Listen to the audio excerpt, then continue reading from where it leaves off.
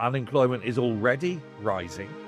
Because if I want to create a new job, not only do I have to pay you, let's say 20 grand a year, I've also got to pay the government just for the fact that I've created a job. Poundland of all places has gone. And if they're going, and Morrison's have announced that they're firing 700 people, Sainsbury's have announced they're getting rid of people. Hi everybody, and welcome back to Nick Talks. This episode's returning amazing guest is Foxy from the Silver Fox Hot Takes. How you doing, Foxy? I'm doing very well. Hello, everybody. I'm still out. I'm still not behind bars yet, so everything's looking up. They're coming for you, Foxy, though. I'm telling you, they're coming for you. They definitely want me, yeah.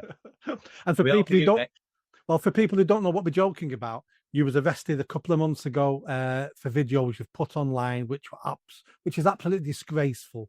You're now on bail and you're waiting for the next bail hearing, correct? Right, yeah. So 1st of May is my next bail hearing. And after that, who knows?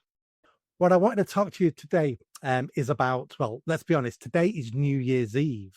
And people are going, New Year's Eve? What are you talking about? It's the financial New Year's Eve today. It's the 5th of April today. It's the end of the financial year today. What is all that about?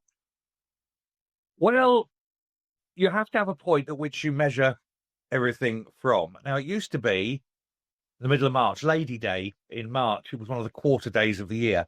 But then when we changed calendars hundreds of years ago, we gained all those extra days, and it shifted it from Lady Day and just happened to land that the new financial year would start on the 6th of April. And that's why it's just such an awkward date. So it's not one of the quarter days. It's a quarter day plus, sort of 17 days or whatever it is from Lady Day, and that's why it's so awkward. But it's the point at which your tax starts. Now, it's the tax year, but it might not necessarily be a company financial year. That could be different. Every company will have a different financial year that they report companies for, but the tax year is for individual tax.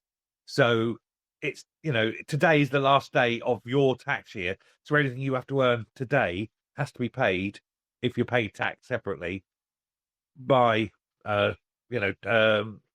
by September, paid by January next year. But tomorrow you start again. So you've got your clean sheet, so everything you earn tomorrow goes on for the next year.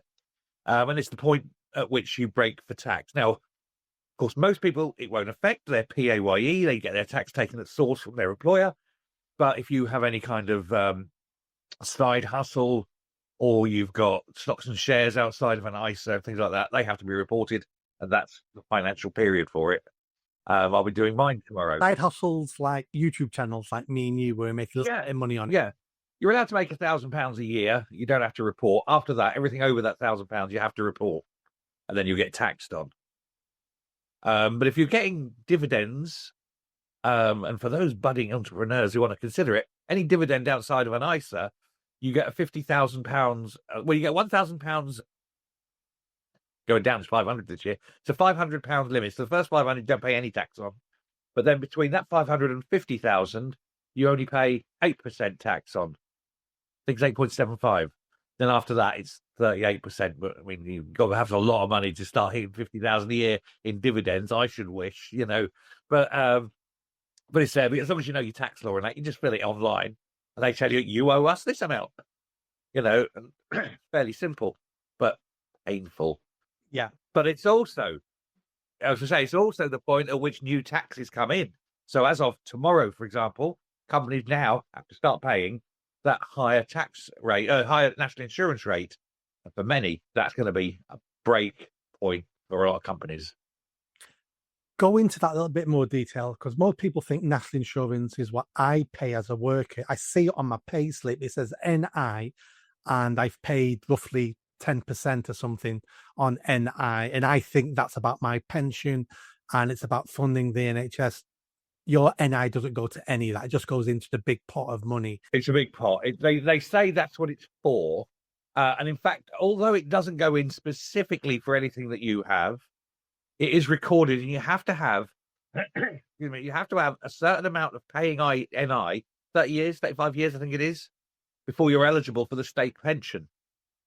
So even though not one brass farthing off your NI goes to your pension, you have to have paid it. Now, maybe you're earning not quite enough to go and pay any actual NI, but that doesn't matter. Even if you're paying none, it's still counted as a payment. And so it goes, even though you've paid nothing, it's still a year of payment and so forth. Depends on how little you earn. If you're like part-time and don't hit the limit, as long as you hit the lower earnings level, then it counts that. But the whole point of national insurance is it's not just you paying it. There's employees' national insurance, what you see on your payslip. There's also employers' national insurance. So while you pay, I think it's something like 11.5%, employers are going to be paying 13.5%. And instead of having the sort of 12,000 limit that you've got at the moment, their limit is 5,000. So at £5,000 a year salary, that's when it cuts in for employers. It's halved. And so basically, they're not only paying more in terms of percentage now, because she's put the rate up, but the rate at which it comes, the level at which it comes in is much lower. So there goes your pay rise this year, because the money, they've only got so much that they can put in salaries, but their salary cost has gone up because, of course, the national insurance that they've got to pay has gone up. For some, it won't just mean not getting a pay rise. It'll mean we can't afford to keep this number of people on staff. We're going to have to get rid of 3 or 4 people to pay the national insurance bill. And if you're one of the unlucky ones, then unlucky.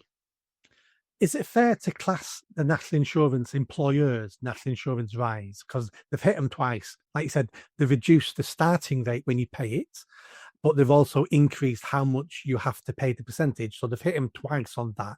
Yeah, it's a double whammy. Yeah. Is it fair to say that employers' national insurance is a tax on jobs? Because if I want to create a new job, not only do I have to pay you, let's say 20 grand a year, I've also got to pay the government just for the fact that I've created a job. I've now got to pay the government extra money. That just sounds bizarre to me. Yeah, you're getting taxed for job creation effectively. So if you have an opening, you got to say, well, how much have I got available to pay this man? Well, we'll give you, let's say we give you 30,000.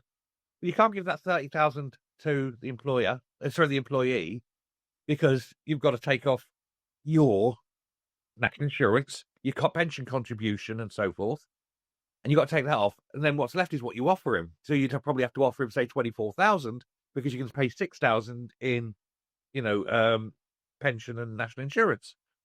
So what do? Well, you offer 24,000 for the job, but the people who are skilled enough to do a £30,000 job aren't going to do it for 24,000. And so what you're either going to get is nobody taking the job at all, or underskilled, underqualified people attempting to do a job because they're desperate for money. That also will harm the company, because they're not getting the skills they need.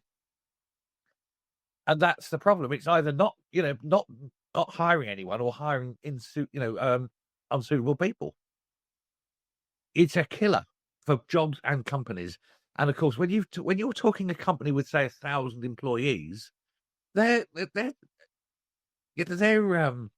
wages bill is going to go through the roof. How do they deal with it? You either try and put prices up, or you get rid of people, and that's it. You put the prices up, then the inflation goes through the roof, and then they say, oh, we've got to put the interest rates up to try and cover that. And so poor bloody sods paying their mortgage all of a sudden can't afford to. It's just, it's just a never-ending circle of thick. And this is all because they hired someone who wasn't an accountant. Yeah. There's lots of things we can say about Rachel Reeves. But let me ask you these questions. So if the rise on national insurance is going to be a job destroyer, and it hasn't come in yet until tomorrow, but we've had months of knowing this since October, there would be signs already in the economy that people are not taking on new staff, and that people aren't getting pay rises, and people may be being let go. So if this is a job destroyer, there'll be some indications those 3 things have already happened. Is that the case? They have already happened. The Association of agency workers and things, they're reporting a massive downfall in job adverts. They're saying it's fallen 25-30% down, because people just can't afford to take on, so they're not advertising for staff. So that's there. So we know that the vacancies are down. Unemployment is already rising. That was out in figures released last month's figures.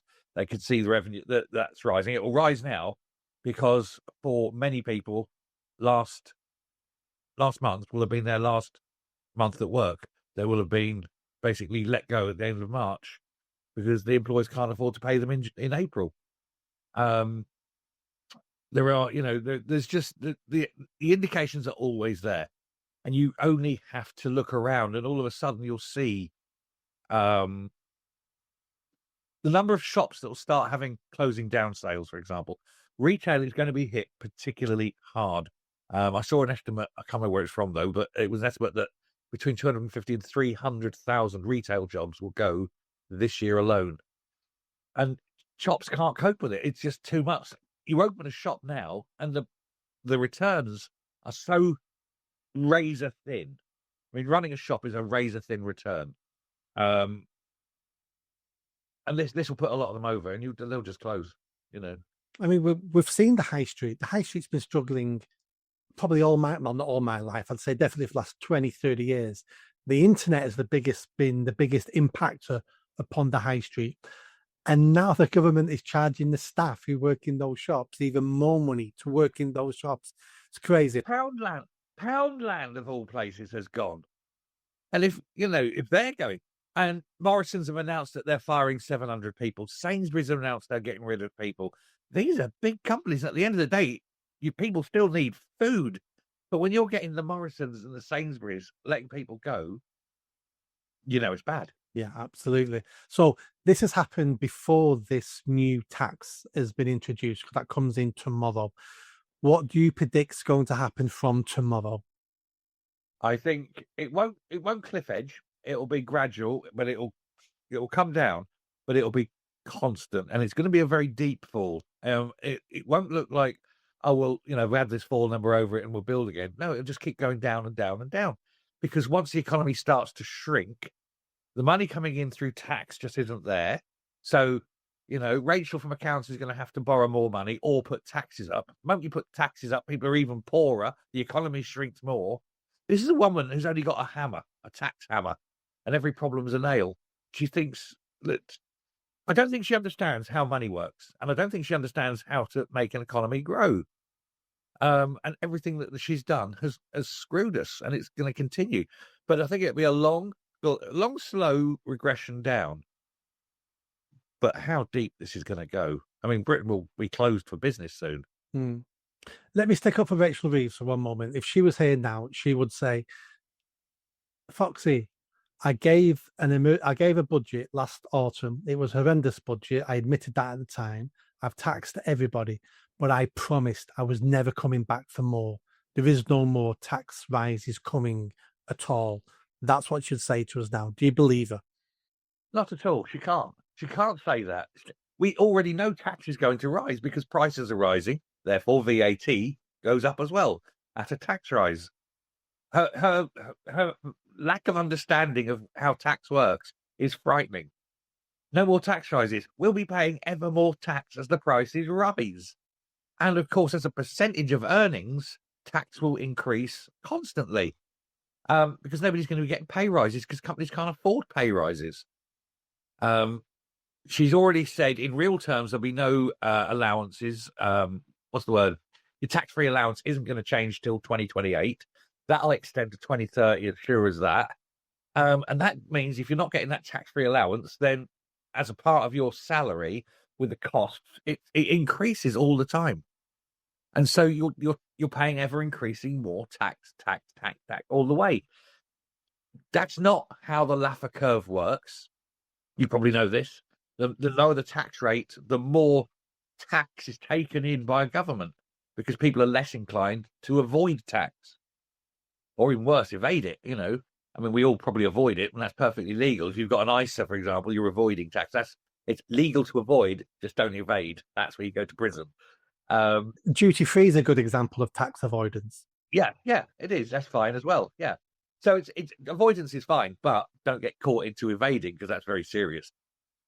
So, but lower the taxes and you encourage people to spend and The government gets taxed every time money changes hands. This is the way to look at it. Every time the money changes hands, the government take tax. But when you've already taxed at source the people, they haven't got money to spend. And so the government are only taxing it once. Whereas if people had money to spend, they'd go out and they'd go to a cinema, they'd go to a restaurant, the government take a little bit of tax there and a little bit of tax there, and so forth. Then the people who work in the cinema, they'll get paid, they'll go off and do something, and so on. And every time, and that's how it works. That's how the Laffer curve works. Lower taxes, people spend more, the government take more in tax. But they don't understand this. They don't understand money supply. And it's frighteningly dangerous to have people. The dogs don't like it either. It's dangerous to have people running an economy who haven't got a clue how an economy works. And that's what we've got. And that's why we are in the...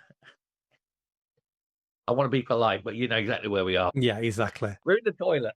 So we know we're in the toilets. They know we're in the toilet because, you know, even though she's not a very good chancellor, she's not stupid. She can read figures. She knows, oh, this isn't going the way I thought this was going. What can she do? Can she do anything? Will she do anything? And is there anything she can actually do? Yeah, there's three things straight away. Absolutely reversible if she doesn't straight away. That is increase the tax-free allowance to where it should be from when it was frozen. Maybe an extra £1,000 a year, right? Straight away. Now put £1,000 in everybody's pocket. That will free up a lot of stress for people. Number two is to reduce slightly the tax rates at the lower end. Get the 15% and drop it. Sorry, get the 20% and drop it to maybe 17%. And again, that'll free up. And it's the lower ends you need because that's where most people are and that's where most interactions happen. And thirdly, VAT, get it back down to 15%. You know, and that's there. I wouldn't. Well, also, a fourth thing, get rid of that stupid rise in national insurance, or at least put the rate at which it comes in higher, back to where it was. So those four things for you. Do you think there's a chance in hell of her doing any of that, or will she keep her head in the sand, reading the Marxist philosophy, going, it looks bad now, but Marx promises it's all going to come out well at the end? Yeah, that's where she is. She can't change her mind because it would mean that she'd have to admit she got it very, very wrong in the first place. And of course, these people are so filled with hubris that they can't ever admit they've made a mistake because they're practically perfect in every way, aren't they? Yeah, like Mary Poppins. So you can't see doing any of those sort of things. She won't do anything like that. No. She doesn't have the imagination, for one. But she won't admit she's wrong. So let's play this out to the end then. She does nothing. They're potentially still in power for 4 years. They do nothing. They keep taxing us more. The economy starts shrinking.